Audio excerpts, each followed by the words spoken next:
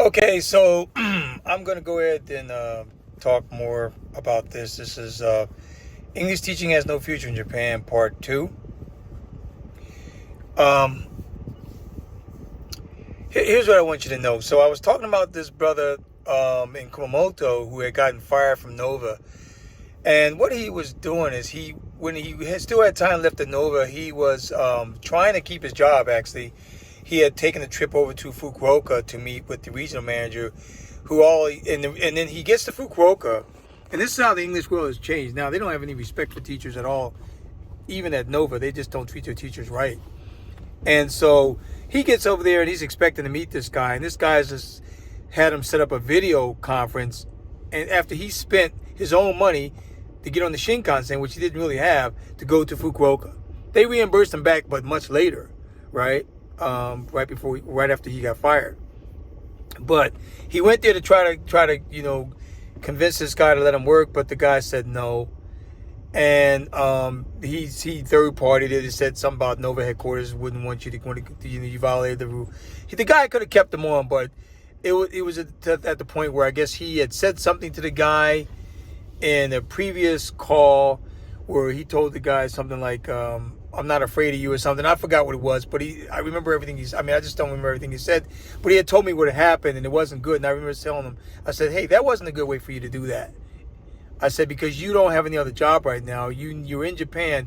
You need to, even though they're not paying you well, they're still paying you enough. You live in Kumamoto. The cost of living in Kumamoto is lower than it is in Tokyo. So you should be okay. So, make a long story short, he applied. He fired off like 30 resumes, 30 different companies. He had like numerous amount of interviews, and he never got hired. He ended up going back to England with his tail between his legs. And the sad thing about this whole experience with me and him is when he got back to England, he just cut off ties with me. And so I was like, oh, okay. So I guess I was just the guy that you wanted to use to know about Japan. And now that you're not in Japan anymore, I guess we're not friends anymore. So that's how that worked. But that's okay because he's doing what he's doing in England, whatever. Good luck to him. And I'm living well here in Japan. Now, so you see what I'm getting at here is now the English schools know. First of all, they're not spending that much money. And in fact, the pay is still the same as it was 30 years ago. You come in, you're making around 250,000 yen or less a month. Like I said, Nova's paying you by a lesson. They may put that hook up there saying, oh yeah, we're going to give you 250.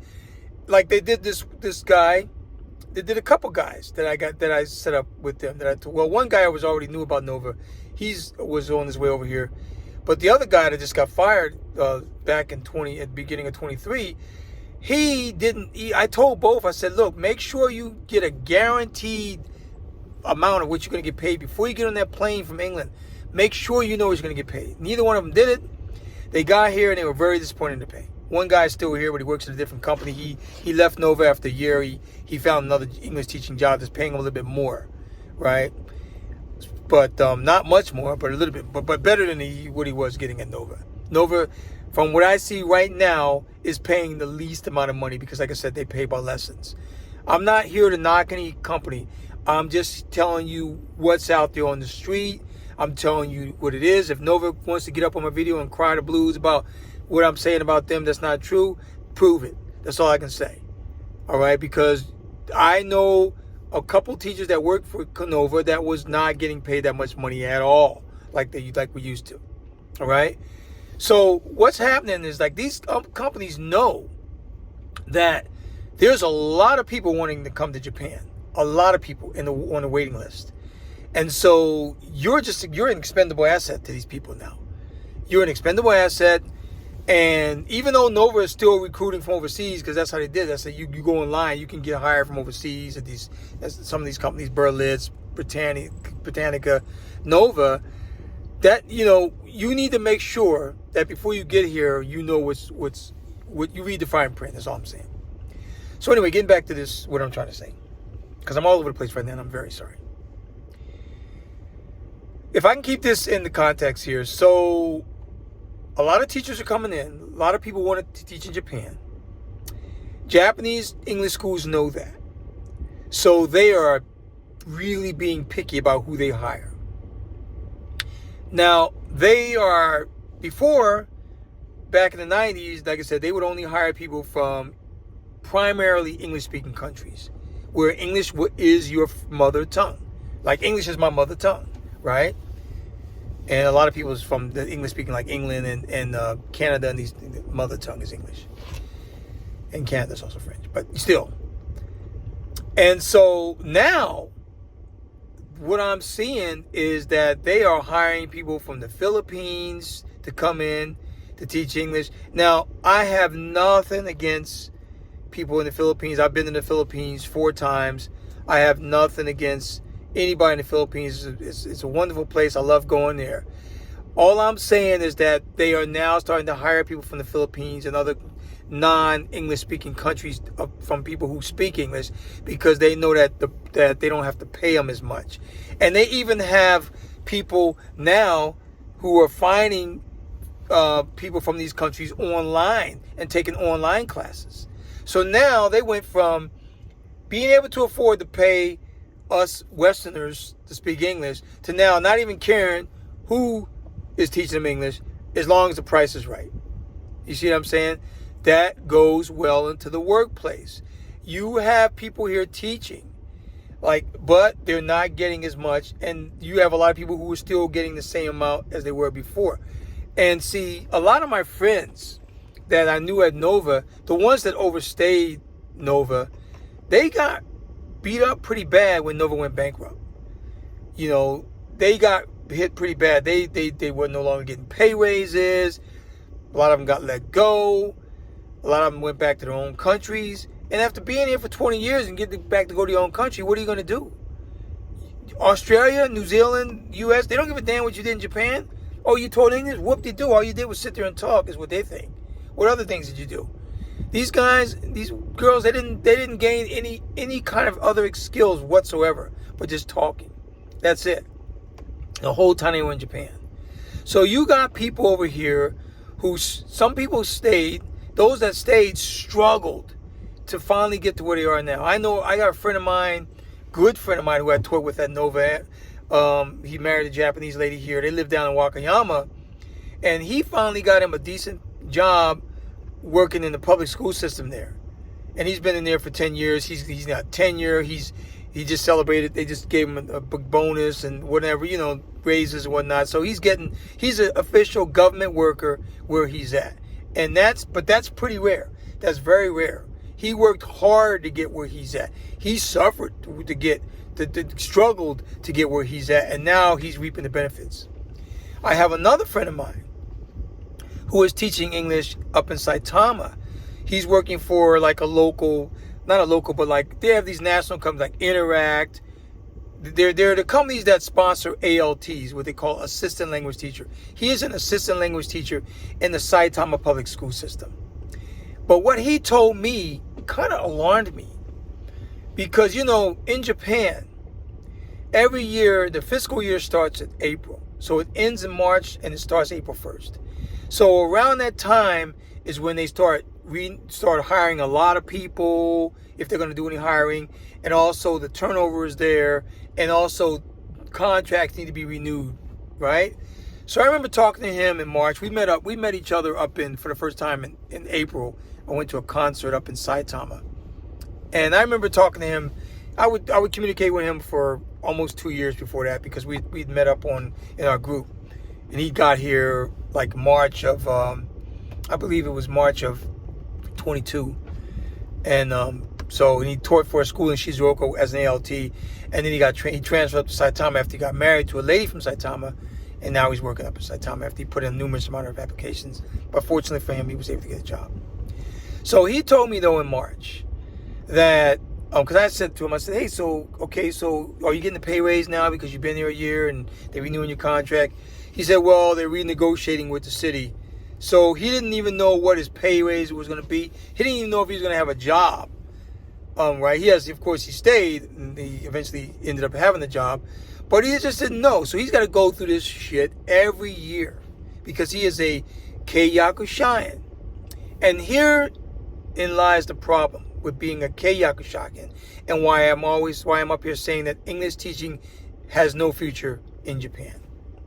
Because in that same conversation, I remember he was telling me, oh yeah, we're looking at houses. My wife and I are looking at houses. They have a little baby. The baby's like just really young.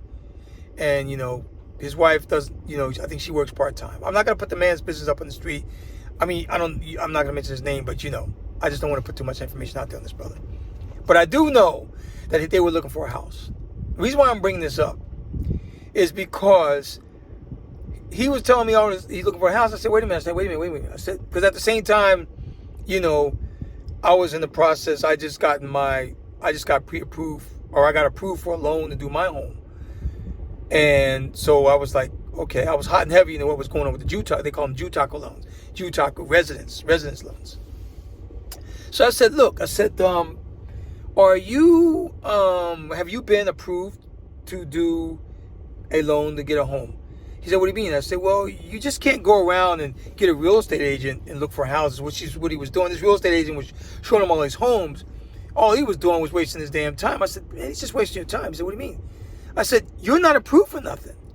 I said, you have to get approved for a loan, and then you go out and look for a house, because what happens is the bank will tell you what they can approve you for.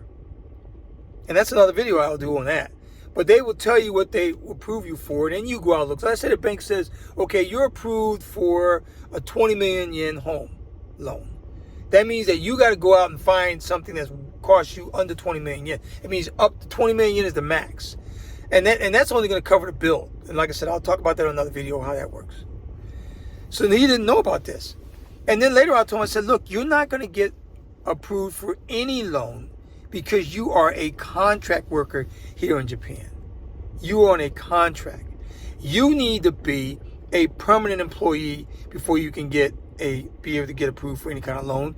And you need to be making some good coin. See? So what I want to say on that is, if you're going to come over here and teach English, you need to understand that that is really just a contract job, and that you don't know what your status is going to be if you even can serve out that contract.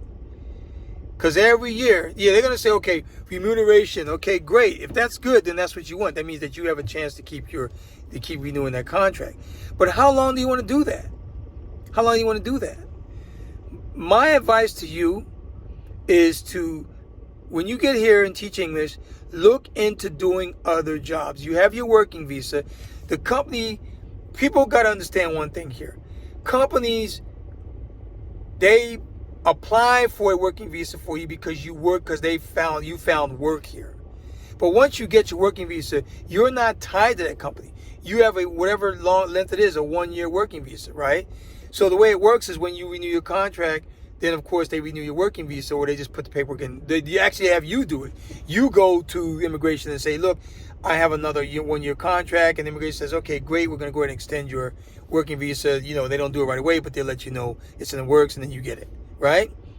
So, but one thing you need to know is you're not married to that company after you get that working visa. You can go anywhere else as long as that company you go to can sponsor you for a working visa. Okay? So let me give you an example. And I remember this because I was a friend of mine, the good guy I was telling you about, the good friend of mine in Tokyo who's working for another English school now after working for Nova for a year. He was I told him, look at all other jobs, because he was hating life at Nova. He was like, man, the pay sucks. I don't like the way the staffing is. They're micromanaging. Yeah. And I was like, yeah. I heard a lot about them. They suck. But I had suggested to him that he work for like a convenience store. Did you know convenience stores in Japan are hiring big time?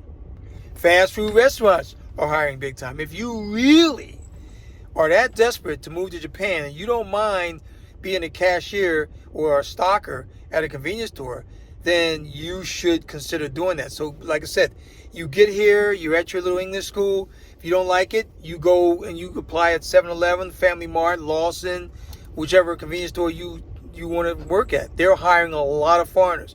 Japan needs a lot of foreign workers. But the problem with that is the yen is weak, And a lot of these people from the West, like us, don't necessarily want to come over here and work for that yen. But if you're the kind of person that you're young, you just got out of college, you want to get out of the doldrums, you want to come to an exciting place and get set up, then yes, I recommend you do that. But I don't recommend you make an English teaching job a career, because it is not a career. It is a job, and it is a dying job. Now, Japanese are all on the internet taking classes. You got this AI out there now that's going to probably kill English. The physical, in-your-face English teaching probably only has a few years left before they're like, we don't need you. And then and in the future, people are going to be doing English lessons for free. Not with people, but they're going to be learning English because they're going to be able to use other avenues to learn English now with these AI apps. I can push a button on my phone and it speaks this, that, the other. They're not going to need you anymore. Okay? So that's what I'm saying. The English teaching career is dying over here. Not a career. The English teaching job is dying over here. They don't pay well. They don't treat you well. They have all kind of scams going on now. They're like, they got this one place out there. It's called Hello English. I don't know much about it, but I do know that they are hiring. Their job is to get you a job. But when you got to be really cautious. Now, I don't know how they do it, because I'm not going to get up here and have them get on me. But from my experience of working, when I first got into IT, and when I had recruiters get jobs from me, I would go out and the recruiter would get me the job, would introduce me to the company, give me the job. But if I'm getting paid, like, say, $30 an hour, the recruiter's actually getting 50 or whatever. So they're making $20 an hour per me working. Those kind of companies are popping up all over the place in Japan for English teaching and other languages. Hey, we can get you a job, and we can make sure that you get this, that, the other. But yeah, you might be making 1,900, 2,000 yen an hour. They're making 5 or 6 or 7 or 8,000 yen an hour off of you. See? So that's the big thing now. Yeah, you can get the gig, but they're going to be making the money off of you. And you ain't going to be making all the money you get. So if anything, you're probably getting the 40%, they're getting the 60%, because they can say, yeah, we introduced you to this company and this, that, the other. So you won't be making the full potential money working for those kind of agencies. So that's what I'm seeing. I'm seeing a lot of agencies pop up. I'm seeing people taking classes online. Okay, I'm seeing private English schools. The turnover is just high. People just there, and then all of a sudden they just don't come to work because they're going to get another job. They're sick of it. I'm seeing a lot of people lose interest in these schools, because they're trying to find out how they can make money. Now, I did that video that you won't get rich in Japan. You will not get rich in Japan as a foreigner. I know people got up here and said, yeah, you will. It's possible. Yeah, you will. Well, all these people that are saying all this, yeah, you will bullshit, they're not working here. They're not here. They know nothing about Japan. Then they say, oh, but if you put your mind and body to it. Japan is a totally different animal. Because here's the thing that I didn't mention on the fact that the English teachers are getting paid the same as they were getting paid 30 years ago. Guess who else is getting paid the same as they were getting 30 years ago? The rest of the country. The rest of the country. There was a few companies in the springtime that said, we're going to raise people's pay, like Toyota and those guys. Those were rare. The average Japanese worker has not gotten a pay raise for years. And all these companies know that there's people out there who are, who like, they call them the lost generation in the 90s. People who came out of school in the 90s when the bubble burst, they lost a lot of opportunities. So they know that 20% of the population is considered the lost generation, and they're stuck in their dead-end jobs, and they can't move because they know that therefore they don't have any incentive to give them any pay raises at all. They know they have no place to go. So guess what that means for you as a foreigner coming over here? They could give a shit about you either. They are looking for the gullible white girl out of Michigan that's happy to be in Japan, that don't care if they're paying her $180,000 a month. They're just glad to be here and teach kids. Because right now, the one thing that I can say about the English world, even though English trust me, English teaching has no future here. But the children's classes are still there. Now, so going forward, what I'm seeing is a lot more people teaching children than teaching adults. So the demand for teaching children is now way higher than it was for teaching adults. So if you're not willing to get in there and get down and dirty and play with Legos and teach at the same time with these children, guess what? You're not going to be making any money. You're not going to be making any money over here, or you're not going to get a job. So a lot of these jobs are looking at people who need to teach kids. And like I said, all these prep schools want the bubbly, big titty blonde. That's what they want. Even though they don't say it, but that's what they want. The 21-year-old, like I said, the white girl that got out of school. I'm happy. I'm in Japan. I want to teach your children. That's who they're looking for. Okay? And trust me, I have nothing against anybody. I told you guys, I'm not blowing smoke. This is just reality. This is the way it is here. Okay? This is what it is. So it is a dying field. English teaching is dying here. Your pay is you're not gonna get rich teaching English here at all. Now you do have some people out there with English schools, but they don't last. A lot of those English schools don't last. I know a guy out here who's got a really big English school out in the Kansai area. He's probably doing well, but that doesn't last forever. You may be up there and you may do well for 5, 10, 15 years, and then all of a sudden something changes, the economy changes, and when Japanese want to conserve their money or save their money, they start cutting off things. They cut things off. They're not going to cut their food off, and they're not going to cut off their essentials. They will cut that English class off, that piano class, that dance class, the massage class, all the extra shit, curriculum activities, they will cut them off in a heartbeat. And guess what? All those people with those schools are now out of business. See? So you got to be really careful. What I really want you to get out of this, and it looks like I don't have to do any more parts after this. What you really need to get out of this English teaching, or any language, not just English, but you're German, you French, you want to come over here, because I know Nova had German, French, Spanish. You need to read the fine print. That's the main thing. If you're going to apply from overseas for any of these English schools, read the fine print and then confront them on what exactly your pay is going to be. And another thing that these English schools will do, and this is a scam, and I told everybody I know that get over here to teach, don't take it. What they do is they say, okay, you come over here, we're going to set you up with an apartment. Well, they set you up with this apartment, and guess what? You're paying 55,000, 60,000 yen a month from what you're getting paid. It's not you're going to get 250 and then we're going to give you another 60. No. Out of that 250, and keep in mind after taxes, you're probably going to be bringing home about 200 or maybe 220 if you're lucky. And then, from that, you got to pay that 60,000 yen or 50,000 yen or 55,000 yen for a one-room, you're in the other place with people apartment, right? So watch that, because what happens is this. You are going to be stuck at the company. And if you hate it, you just can't move. Because if you quit, now you got to find another place to move. And guess what? If you don't go through, you should go through Leo Pals for that. Leo Pals 21. If you don't, then these people are going to be demanding that you pay like 2-3 months rent just to move in their places. And 50% of the landlords in Japan don't want foreigners living in their places. So that takes you 50%, that takes away 50% of the inventory already for you when you're trying to look for another place. So I highly recommend that you don't go get the apartment from the school. I highly recommend you don't do that. I highly recommend you secure your own place. I'm going to put the link up to Leo Pals 21. You check it out. You Google it. Do whatever you do. And one thing I want to say too, I get comments up here and people are like, hey, can you check? Can you research this? I don't research shit for nobody. I got people over here asking me to teach them English. I don't teach no English to nobody. I haven't taught English in years, and I never will teach English. What I'm saying is this. You're an adult. You got Google out there. Google that shit. Everybody up here is over 18 years old. None of my videos are for kids. So if you're 17, if you're under 18, you need to get your ass off my video, because it's not for you. All right? I'm only deal with adults. I use profanity. We all do. We talk the way we want to talk. It's a free world. We're an adult world. We talk about things that children don't need to hear. And YouTube, unfortunately, has placed an age limit on that, and that is 18. So anybody over 18, yeah, you're good to go, right?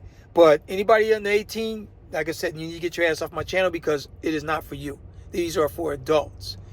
And I'm up here to give you the facts. I'm up here to give you what I'm seeing and what's going on. And what I'm seeing is English teaching has no future in Japan. It has no future because these people are finding ways to bypass you. If they found a way to pay you $1 an hour, they would do it. The pay sucks. Yeah, okay, if you compare it to a private English school, you will get a little bit more as an ALT, as assistant language teacher. But keep in mind, like I said, that is not as easy as you think, and you're not guaranteed to always get your contract renewed. Another thing you got to be careful of too, you must always remember when you're in the private school system, number one, students must be happy no matter what.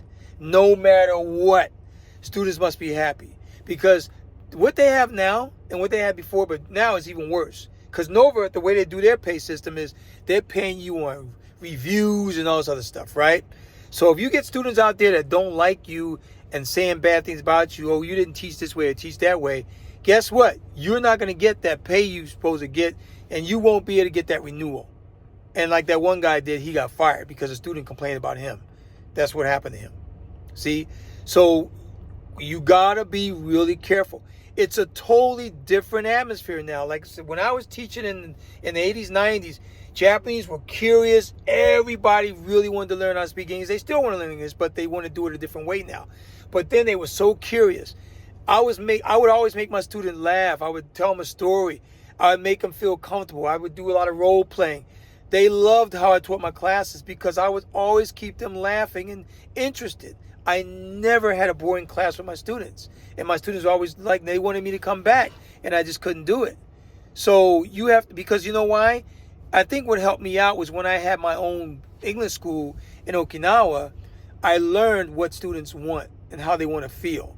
And they want to feel good when they're taking your class. Yeah, you may not get past book 1 for 6 months or a year or whatever. Nova doesn't care. Nobody seems to give a damn. They may say, yeah, you're supposed to be here. But everybody has levels. And that is up to the student to get to the next level. How much are they willing to put in the time and effort to learn what you're teaching them? Okay, that's the way it works. But just remember, you get here, you start teaching, but you have to have a plan in place. And what I also want to go further and let you guys know is this. It is, to me, you should always have enough money in your bank account to be able to fly home anytime you want, should this job terminate. Yes, because you get guys over here who spend all their money coming, and now only money they got is what they're making from these English schools is not paying them much. And guess what? They don't have that money to go back home. So they need either their parents to help them out, or they need to borrow money, or whatever the case may be. Make sure you have money set aside. And if to go further than that, invest. Make sure you put some of that money to where this is money that you don't even want to touch, to where your investments are growing. For all of those, the best advice I can give to my brothers and sisters out there, to my people out there. And guys, I just want to say one thing. I didn't say this before in any of my videos, but I love all you guys out there, man. That's why I do this. That's why I'm so passionate about giving out information on Japan, or my experience here, because I am out here to help you out, because I give a damn. Okay, because you know why I give a damn? It's in my blood. Because I do my ancestry research, and I am a direct descendant of a Civil War veteran, of a self-liberated Civil War veteran. My second great grandfather escaped the Civil War, and in his quotes, because we had a book out there in our family, I know it's a different thing, but he says that he always wanted to help the brothers out from back in the day. Well, I'm helping the brothers out. I'm helping the people out. That's in my system. That's in my blood. All right. So the best advice I can give you, and I just thought about this, is before you leave your country to come teach, and America knows this, start up a Roth IRA or an individual retirement account, whichever way you want to do, and start putting money in that pot. Because when you're over here, you're not going to be putting money in the pot, right? Unless you do it yourself. So you do that, you start those mutual funds, because once you come overseas, you can't do a mutual fund. You can do ETFs all day long. Okay, do an ETF, do an exchange traded fund. But what I'm saying is start that, because remember, when you're here, you're not putting money into your Social Security pot or your whatever your nation call it pot. Everybody calls it something different. Canada, US, UK, Australia, New Zealand. They all call it something different. But it's basically the money that you're going to get when you turn a certain age, like in your 60s or whatever, depending on which country you're at. So all I'm saying is this. When you get up, before you come over here, plan well, invest well. While you're here, your retirement account's growing. Yeah, you might not be getting paid much money here, but if you can even put like maybe even 5% of your money from here in there, you're still contributing to the pot. Only doing the school no more than 2 years. After 2 years, if you don't find another job here that's going to pay a lot more, which you probably won't, get out of here. If you love Japan that much, go back to your respective countries, make as much money as you can, put money in that investment pot, build those dividends up, and then eventually you will have enough to where you can live in Japan comfortably. That is the only thing I can say for you, as I'm going to end this video now. But once again, I'm here to tell you, English teaching has no future in Japan. All right? This is BSP. I'm out. Thank you guys for all the love and the comments. And, please don't forget to hit the like button and subscribe. I see you guys are doing it. I notice my subscriptions are picking up. The like buttons are doing well. And I love your comments. Thank you guys. This is BP. I'm out. BSP. I'm sorry. This is BSP. I'm out.